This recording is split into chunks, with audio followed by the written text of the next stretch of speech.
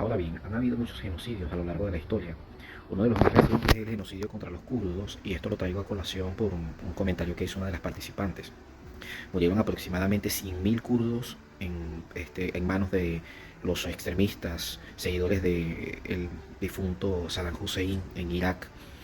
Eso es el año 1988-1989.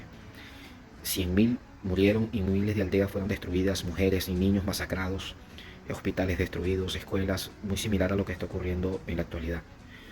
¿Por qué esto fue tomado tan a la ligera? ¿No? Nadie protestó, nadie dijo nada, nadie se opuso a esto, o no hicieron marchas en todo el mundo. Esto pasó por alto.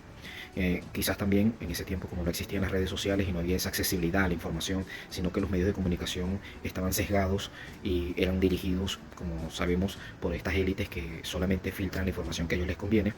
Pero también en este caso podemos ver que lo que está sucediendo en el Medio Oriente, en Palestina, Israel, es más tomado en cuenta porque hay mucha sensibilidad emocional, mucha sensibilidad dentro del mundo occidental con respecto al cristianismo, por toda la sugestión, o mejor dicho, por todos los años de enseñanzas bíblicas, donde aparece la figura de Israel, de los profetas y toda la conexión de Jesús, que es el ideal cristiano.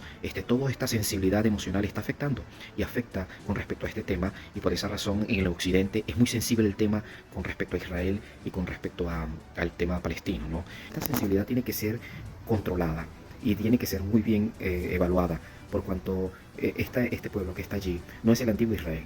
El antiguo Israel desapareció en el exilio asirio, y los que retornaron fue el pueblo judío o el reino de Judá, y no es nada que ver con lo que estaba en el tiempo antiguo, en el tiempo del rey David.